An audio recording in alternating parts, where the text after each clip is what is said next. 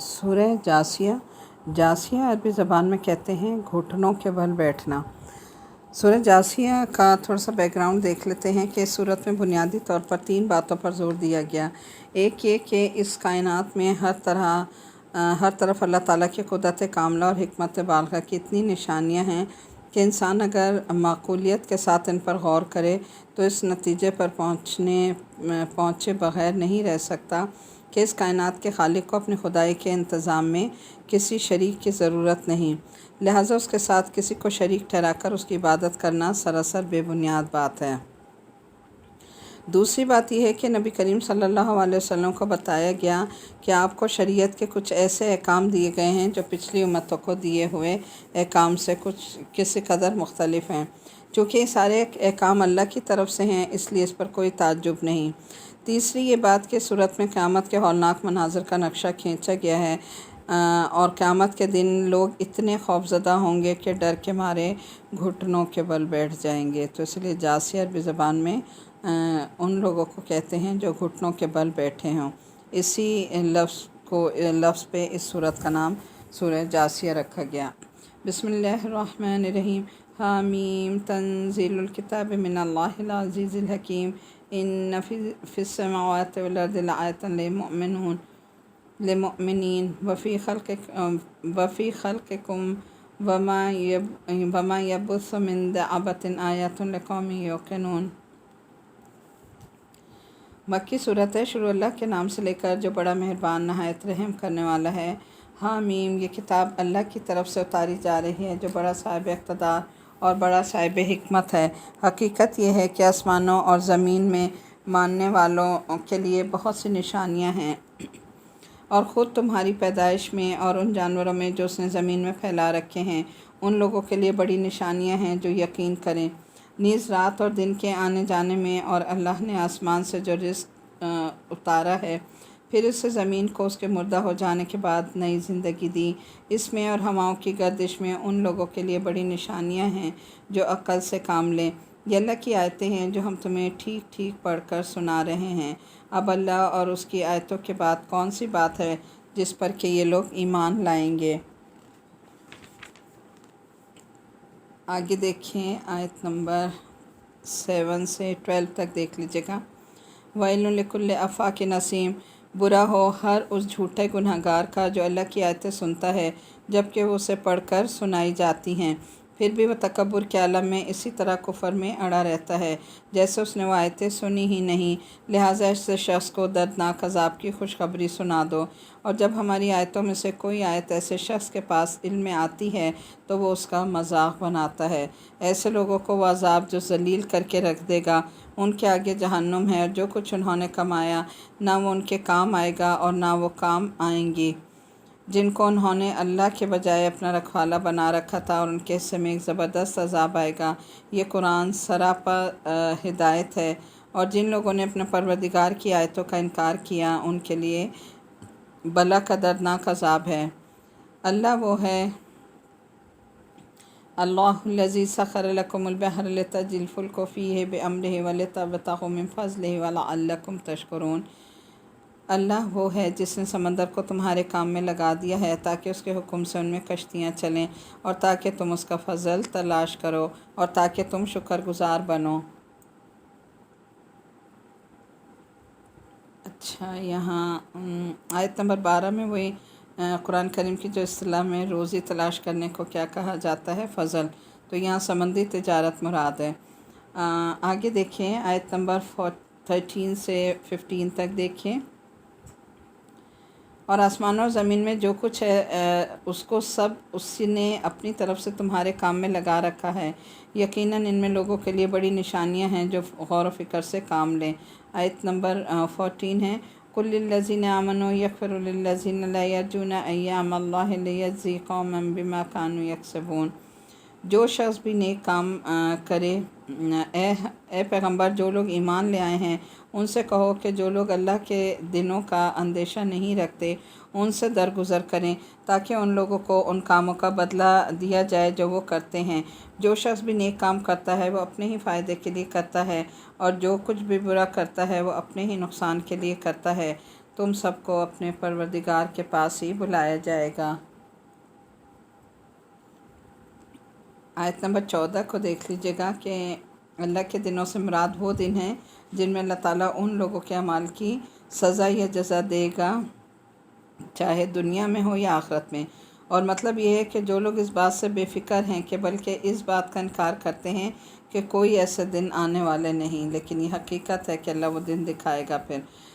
پھر آگے 14 میں ہی دیکھیے گا کہ ان کی طرف سے جو تکلیفیں پہنچائی جائیں ان کا بدلہ نہ لیں۔ یہ حکم مکی زندگی میں دیا گیا جہاں مسلمانوں کو مسلسل صبر کی تلقین کی جا رہی تھی اور ہاتھ اٹھانے سے منع فرما دیا گیا تھا۔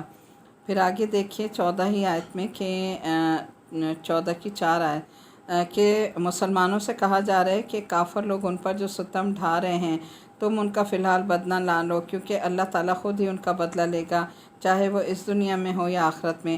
اور ساتھ ہی یہ مطلب بھی ہے کہ جو لوگ اللہ تعالیٰ کے اس حکم کی تعمیل میں صبر سے کام لیں گے اور بدلہ نہیں لیں گے تو اللہ ان کی اس نیکی کا بدلہ آخرت کی نعمتوں کی صورت میں ضرور عطا فرمائے گا۔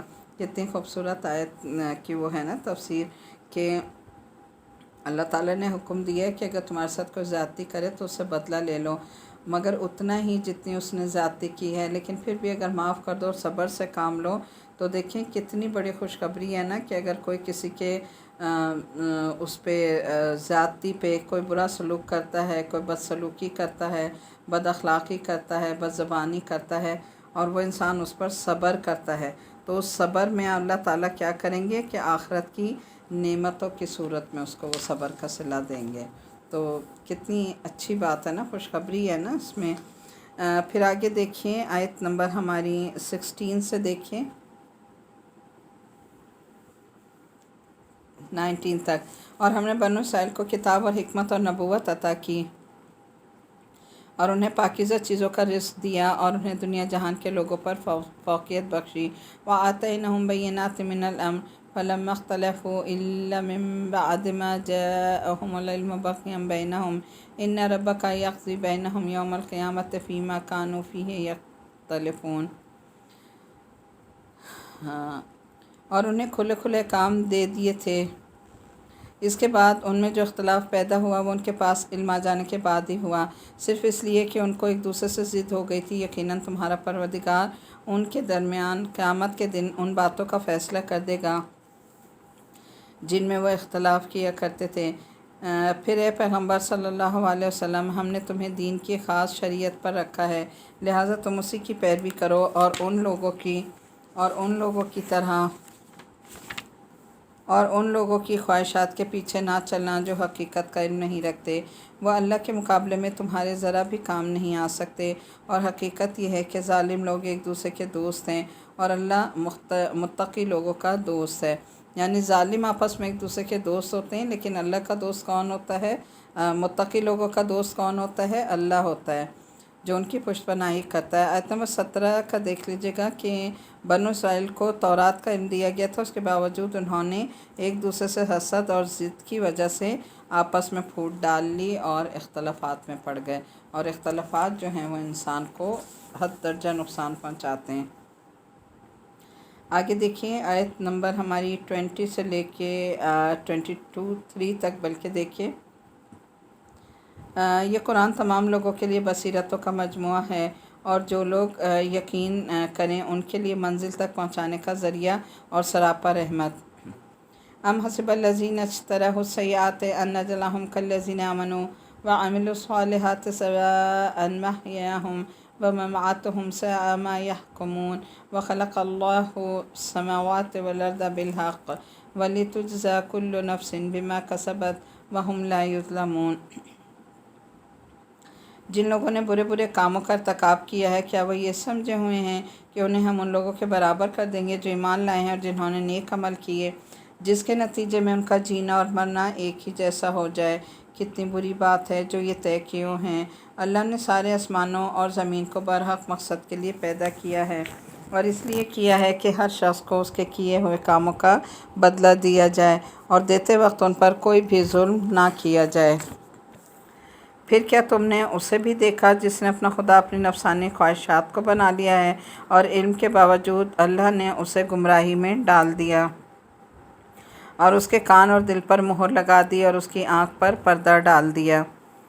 آیت نمبر 21 کی دیکھیے تفسیر کی آخرت کی زندگی کی ضرورت بتائی جا رہی ہے کہ اگر آخرت کی جزا و سزا نہ ہو تو اچھے برے سب لوگ برابر ہو جائیں، اور جن نیک لوگوں نے دنیا میں شریعت کے احکام پر عمل کر کے محنت اٹھائی یا مخالفین کی طرف سے تکلیفیں برداشت کیں، ان کو مرنے کے بعد بھی اس قربانی کا کوئی نہ کوئی انعام ملے اور ان کا مرنا جینا بالکل برابر ہو جائے۔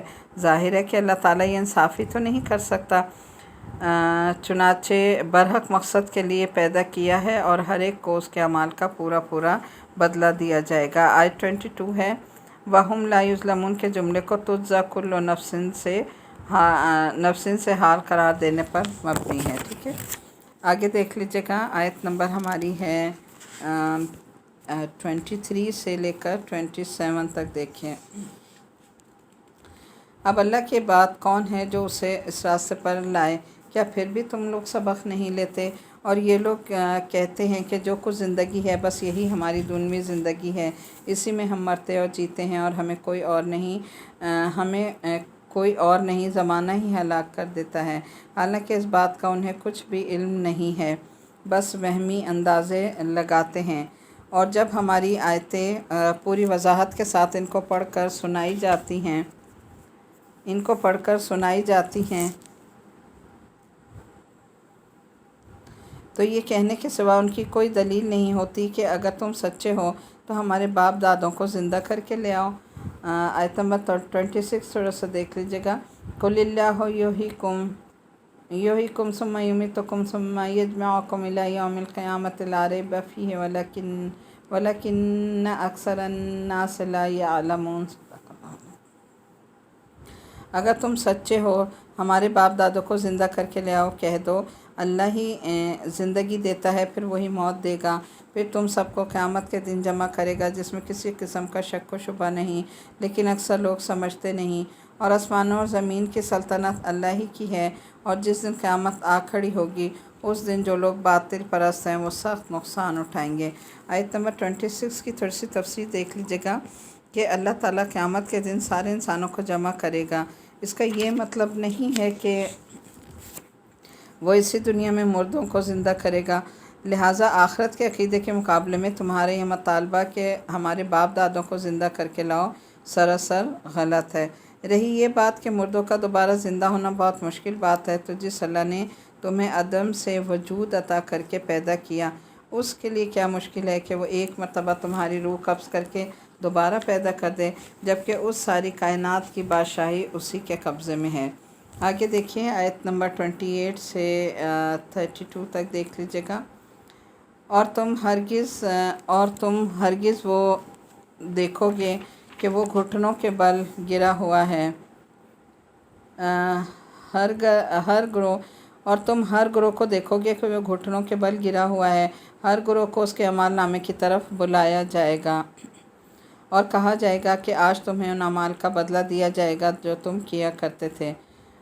آگے دیکھیے آیت نمبر 29 ہے ھذا کتابنا ینطق علیکم بالحق انا کنا نستنسخ ما کنتم تعملون۔ یہ ہمارا لکھا ہوا دفتر ہے جو تمہارے بارے میں ٹھیک ٹھیک بول رہا ہے، تم جو کچھ کہتے ہو ہم سب کو لکھوا لیا کرتے ہیں۔ چنانچہ جو لوگ ایمان لائے ہیں اور انہوں نے نیک عمل کیے ہیں ان کو تو ان کا پروردگار اپنی رحمت میں داخل کرے گا، یہی کھلی ہوئی کامیابی ہے۔ رہے وہ لوگ جنہوں نے کفر اپنا لیا، ان سے کہا جائے گا کہ بھلا کیا تمہارے سامنے میری آیات نہیں پڑھی جاتی تھیں، پھر بھی تم نے تکبر سے کام لیا اور مجرم بنے رہے۔ اور جب تم سے کہا جاتا تھا کہ اللہ کا وعدہ سچا ہے اور قیامت وہ حقیقت ہے جس میں کوئی بھی شک نہیں، تو تم یہ کہتے تھے کہ ہم نہیں جانتے کہ قیامت کیا ہوتی ہے، اس کے بارے میں ہم کچھ خیال کرتے ہیں، بس ایک گمان سا ہوتا ہے اور ہمیں بالکل یقین نہیں ہوتا۔ آیت نمبر 29 کیا دیکھ لیجیے گا کہ قیامت کے مختلف مراحل میں ایک مرحلہ ایسا بھی آئے گا کہ وہاں کے ہولناک مناظر دیکھ کر لوگ بے ساختہ گھٹنوں کے بل گر جائیں گے یا بیٹھ جائیں گے۔ جاسیہ آیت نمبر 33 سے 37 تک دیکھ لیجیے گا۔ वबदा लहुम सय्यातु मा अमिलू व हाका बिहिम मा कानू बिही यस्ताज़िऊन वक़ील अल-यौम नंसकुम कमा नसीतुम लिक़ाअ यौमिकुम हाज़ा वमावकुमुन नारु वमा लकुम मिन नासिरीन ज़ालिकुम बिअन्नकुम इत्तख़ज़्तुम आयातिल्लाहि हुज़ुवन व ग़र्रतकुमुल हयातुद दुनिया फ़ल-यौम ला युख़्रजून मिन्हा व ला हुम युस्तअतबून। सदक़ल्लाहु। और इस मौके पर उन्होंने जो अमाल किए थे उनकी बुराइयां खुलकर उनके सामने आ जाएंगी और जिस चीज़ का वो मजाक उड़ाते थे वही उनको आके घेर लेगी और उनसे कहा जाएगा कि आज हम भी तुम्हें इसी तरह भुला देंगे जैसे तुमने ये बात भुला डाली थी कि तुम अपने इस दिन का सामना करना होगा और तुम्हारा ठिकाना आ गया और तुम्हें किसी किस्म के मददगार मैसर नहीं आएंगे। अब देखिए यहाँ पर दो बातें हैं ना, एक तो ये कि उस दिन जब इंसान पहुँचेगा वहाँ जहन्नुम में तो अल्लाह ताला कहेंगे कि देखो जिस तरह तुमने मुझे बुला दिया था दुनिया में, आज मैं भी तुम्हें इसी तरह इग्नोर कर रहा हूँ, यानी मैं भी तुम्हारी तरफ नहीं देखूँगा। दूसरा ये भी है कि जो लोग कुरान पाक की तालीम हासिल करते हैं और फिर उसे भूल जाते हैं या छोड़ देते हैं, चाहे वो कुरान पाक हिफ्ज़ करें या ये कि वो पूरा कोर्स इस तरह करें, तर्जुमा तफसीर वगैरह का पढ़ें और कुरान की तालीम जो है हासिल करें और उसके बाद उसे छोड़ दें, उसको आगे ना पहुंचाएं या ये कि भूल जाएं, जैसे हिफ्ज़ करके बाद भूल जाते हैं। तो कहा कि फिर उस दिन एक तो ये कि कब्रों से वो अंधे करके उठाए जाएंगे, दूसरे उस दिन यानी क़यामत के दिन फिर अल्लाह ताला भी उनकी तरफ नहीं देखेगा कि जब तुमने मेरी आयत को झुटला दिया था, यानी उन पर अमल नहीं किया था और उनको अपनाया नहीं था, तो आज मैं भी तुम्हें इसी तरह इग्नोर कर देता हूँ और तुम्हारा ठिकाना आ गया, तुम्हें किसी किस्म के मददगार मैसर नहीं आएंगे। ये सब इसलिए कि तुमने अल्लाह की आयतों को मजाक बनाया था और दुनियावी ज़िंदगी ने तुम्हें धोखे में डाल रखा था। चुनाचे आज ऐसे लोगों को ना वहाँ से निकाला जाएगा और ना उनसे माफ़ी मांगने को कहा जाएगा। गर्ज़ तमाम तारीफ़ अल्लाह ही की है जो सारे आसमानों का भी मालिक है और ज़मीन का भी और तमाम जहानों का भी मालिक, और तमाम तर बड़ाई उसी को हासिल है, आसमानों में भी और ज़मीन में भी, और वही है जिसका इक़्तिदार भी कामिल है, जिसकी हिकमत भी कामिल है। आयत 33 देखिए कि यानी दोज़ख के जिस अज़ाब का ये काफ़र लोग मजाक उड़ाया करते थे वही अज़ाब उनको घेर लेगा। और 35 में है कि तौबा करने और माफ़ी मांगने का दरवाज़ा इंसान के लिए सारी ज़िंदगी खुला है, लेकिन मरने के बाद आखिरत में पहुंचने के बाद फिर ये दरवाज़ा बंद हो जाएगा और वहाँ माफ़ी मांगने का कोई फ़ायदा नहीं। इसलिए वहाँ किसी से भी ये नहीं कहा जाएगा कि माफ़ी मांग लो।